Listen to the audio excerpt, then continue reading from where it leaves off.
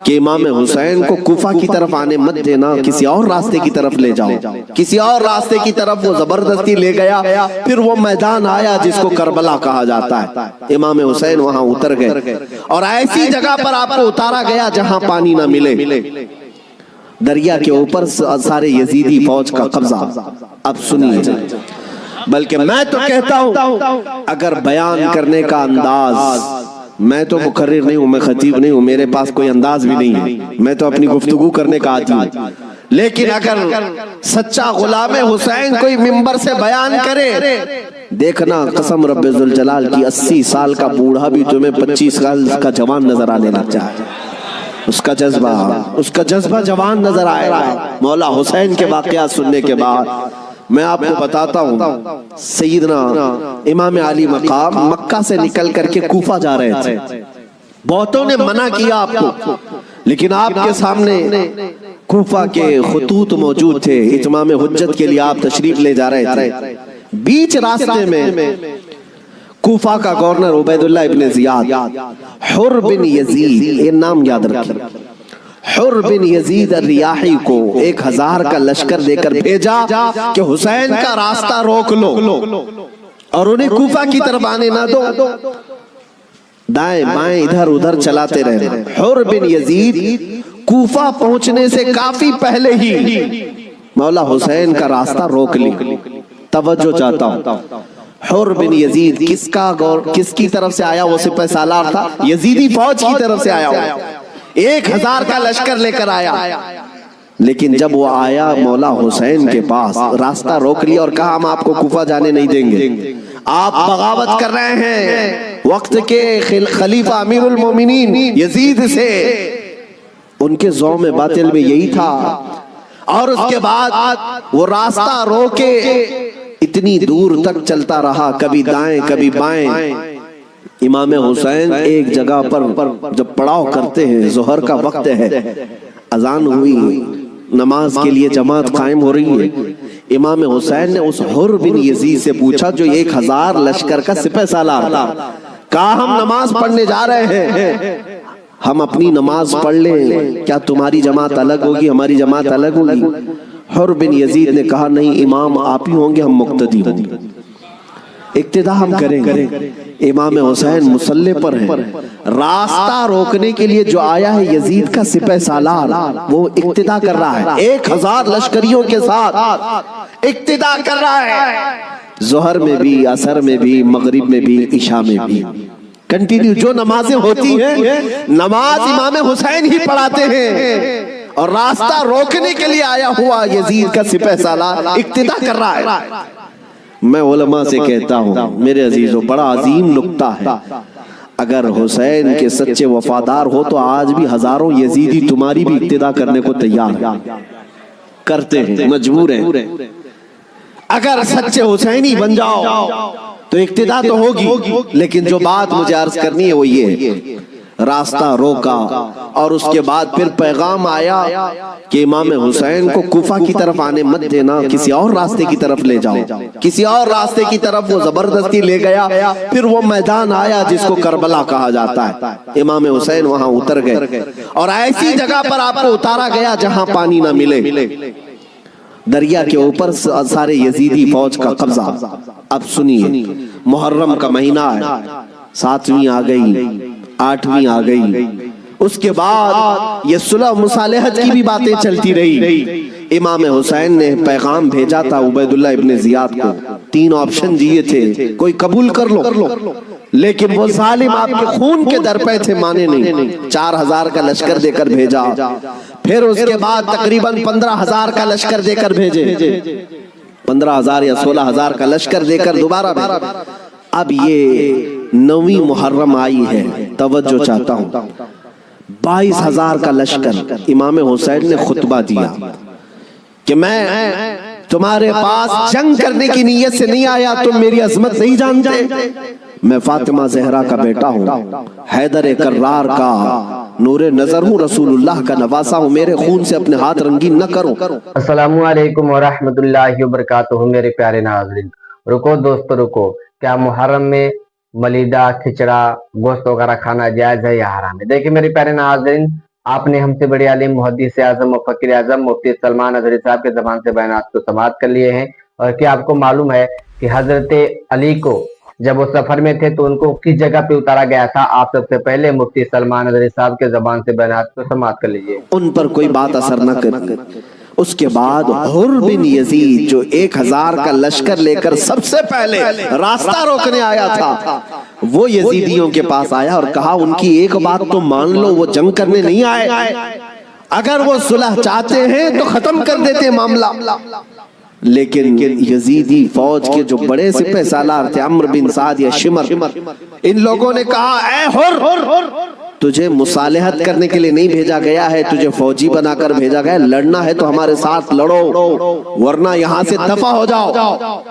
जब यजीदी फौज के बड़े सिपह सालारों ने हुर बिन यजीद की बात नहीं मानी तो सुनो, पूरे मजमे में वही हुर जो यजीद का सिपह सालार था ऐलान करता है, तुम्हारी सिपह सालारी तुम्हें मुबारक हो, मैं हुसैन के खीमे में जाता हूं।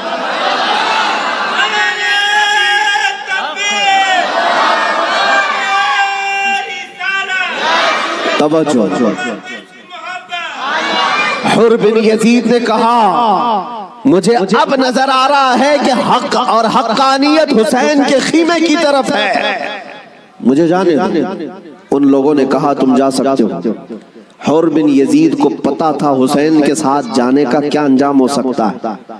22,000 का लश्कर जर्रार है और इधर सिर्फ 80-82 लोग हैं। ऐसे वक्त में एक छोटी जमात का साथ कौन दे सकता है, जहां भारी भरकम लश्कर सामने मौजूद हो।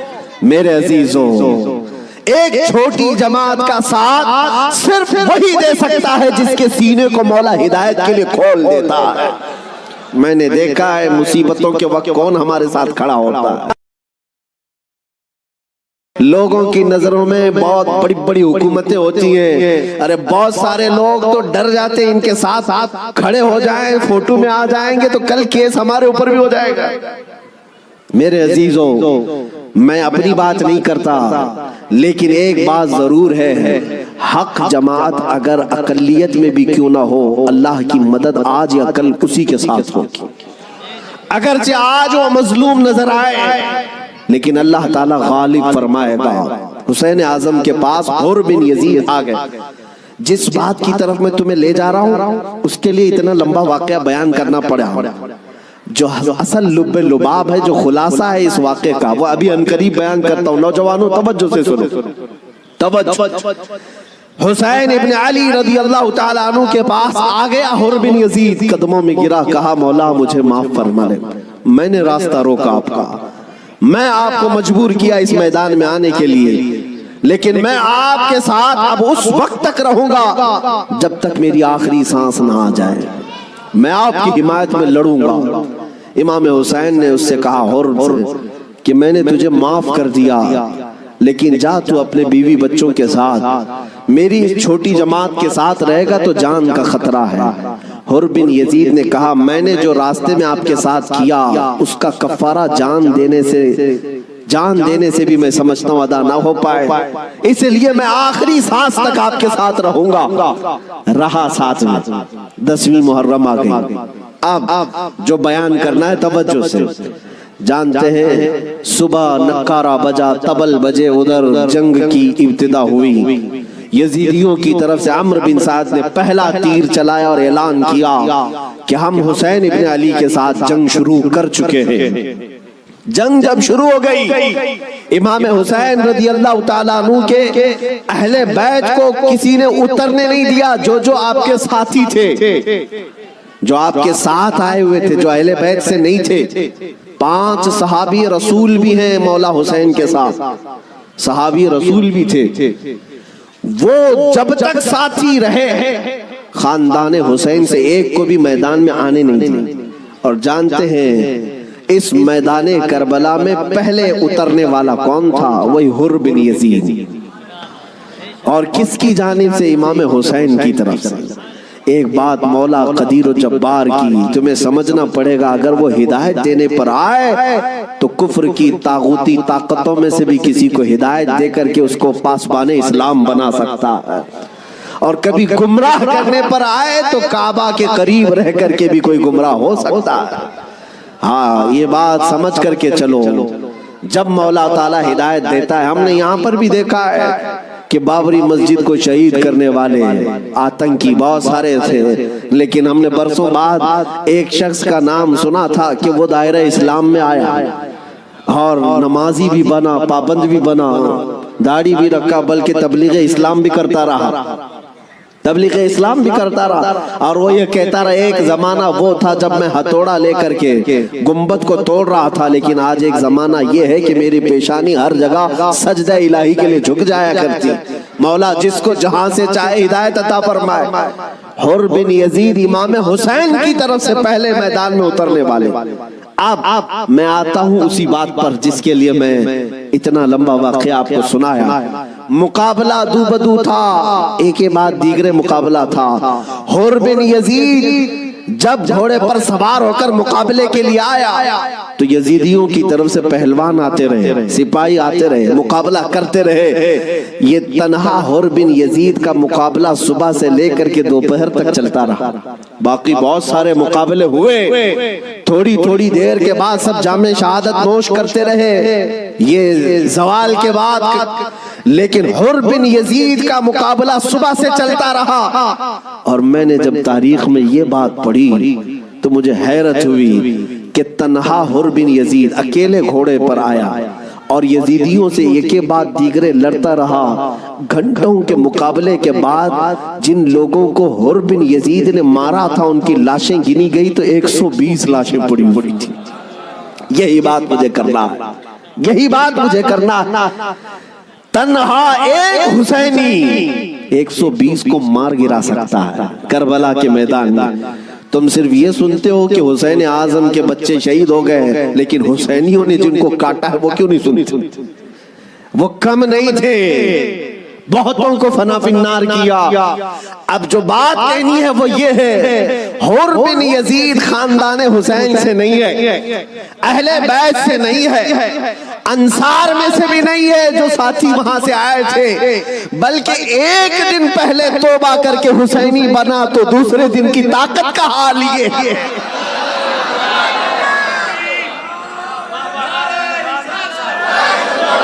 اب بات سمجھ میں آ گئی، بات سمجھ میں آ گئی۔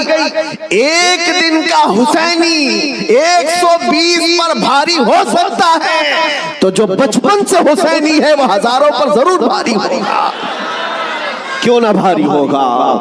اعلیٰ حضرت فاضل بریلوی رضی اللہ تعالیٰ عنہ نسبت قادریت پر فخر کرتے ہوئے کہتے ہیں، کیا دبے جس پہ حمایت کا ہو پنجہ تیرا، شیر کو خطرے میں لاتا نہیں کتا تیرا۔ عزیزان گرامی، نسبت قادریت پر جب اتنا فخر ہے تو نسبت حسینی پر کتنا فخر ہو۔ مولا حسین کی نسبت نے اچھے اچھوں کو جوان کر دیا، اور ان کے سگے بھتیجے امام قاسم نے، جانتے ہو عمر کیا تھی امام قاسم کی؟ یہاں بیٹھے ہوئے اکثر لوگ عمر میں بڑے ہوں گے بہت سارے، 19 سال کی جوانی تھی، 19 سال کی جوانی۔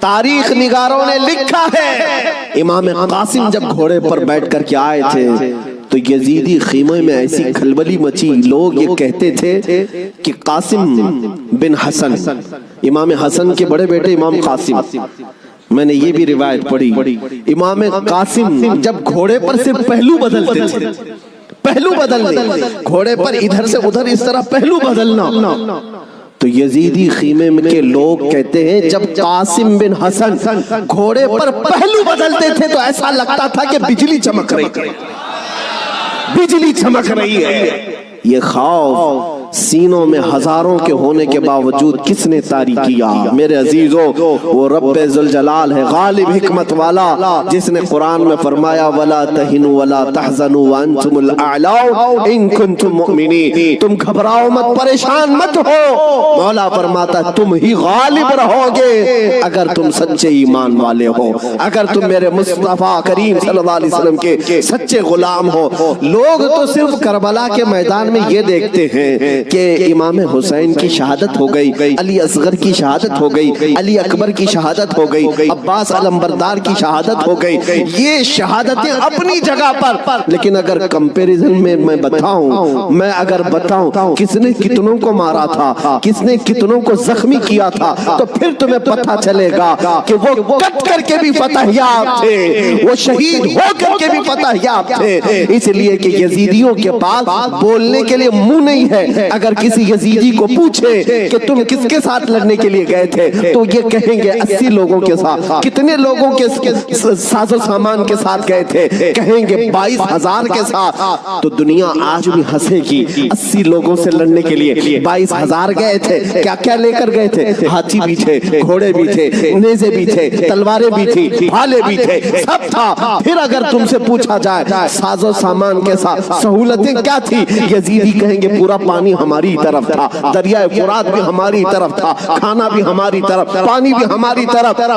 پھر دنیا پوچھے گی ادھر کے خیمے میں حسین کتنی تیاری کے ساتھ آئے تھے، تو تمہیں منہ جھکا کر کہنا پڑے گا ان کے پاس صحیح قسم کے نیزے اور تلواریں بھی نہیں تھی، اور گھوڑے اور ہاتھی اور اونٹ بھی نہیں تھے، ان کے پاس تو 3 دن کی بھوک بھی تھی، پیاس بھی، اور اس کے علاوہ ان نوجوانوں کے پاس بھوک و پیاس کی شدت کے ساتھ ساتھ ساز و سامان جنگ بھی نہیں تھا۔ تب دنیا آج بھی کہے گی بھلا اس کو جنگ کہتے ہیں، بھلا اس کو مقابلہ کہتے ہیں۔ وہ حسینی اگر تمہارے ساتھ مقابلہ نہ بھی کرتے تب بھی قیامت تک حسین کی فتح کا پرچم لہرا رہا ہوتا۔ جی ہاں میرے پیارے عزیز دوستو، بھائیوں اور بہنوں، جیسا کہ آپ نے ابھی ہم سے بڑے عالم محدث اعظم مفکر اعظم مفتی سلمان اظہری صاحب کے زبان سے بیانات کو سماعت کر لیے کہ حضرت علی جب سفر میں تھے تو ان کو ایسی جگہ پہ اتاری گئی کہ جہاں پہ پانی بھی نہیں تھا، نہ کچھ کھانے کو تھا۔ تو مجھے تو اس ویڈیو میں کچھ بولنے کی ضرورت ہی نہیں ہے، جیسا کہ آپ نے ہم سے بڑے عالم محدث اعظم مفکر اعظم مفتی سلمان اظہری صاحب کے زبان سے بیانات کو سماعت کر لیے۔ میں آپ کا بیزبان قاری تسبیح عالم، میں آپ کا ہر موقع پہ خدمت کرتا ہوں، تو میرا یہ مقصد ہوتا ہے کہ میں اپنے بھائیوں کو پیغام دوں تاکہ ان کو بھی معلوم چل جائے کہ میدان کربلا میں کیا واقعہ پیش ہوا تھا، کس لیے جنگ ہوا تھا، اور کیا محرم میں ملیدہ کھچڑا کھانا جائز ہے یا حرام ہے۔ جی آپ بالکل محرم میں کھچڑا ملیدہ کھا سکتے ہیں، اس میں کوئی دقت نہیں۔ بہت سارے لوگ یہ کہتے ہیں کہ محرم میں مچھلی چکن کھانا جائز نہیں ہے، دیکھیں نہیں، آپ بالکل کھا سکتے ہیں، اس میں کوئی دقت نہیں۔ میرے پیارے ناظرین، جیسا کہ مجھے امید ہے کہ آپ اچھے طریقے سے مفتی سلمان اظہری صاحب کے زبان سے بیانات کو سماعت کر لیے ہوں گے، تو میں آپ کا میزبان قاری تسبیح عالم، میں آپ کا ہر موقع پہ خدمت کرتا ہوں۔ تو آپ سے گزارش سے ریکویسٹ ہے کہ اس ویڈیو کو ہر بھائی تک شیئر کر دیں تاکہ ان کو بھی معلوم چل جائے کہ حضرت علی کے ساتھ کیا واقعہ پیش ہوا تھا، اور کیا محرم میں کھچڑا ملیدہ پلاؤ کھانا جائز ہے یا حرام ہے۔ السلام علیکم ورحمۃ اللہ وبرکاتہ۔ ویڈیو کو دوسرے بھائی تک شیئر کر دیں۔ خدا حافظ۔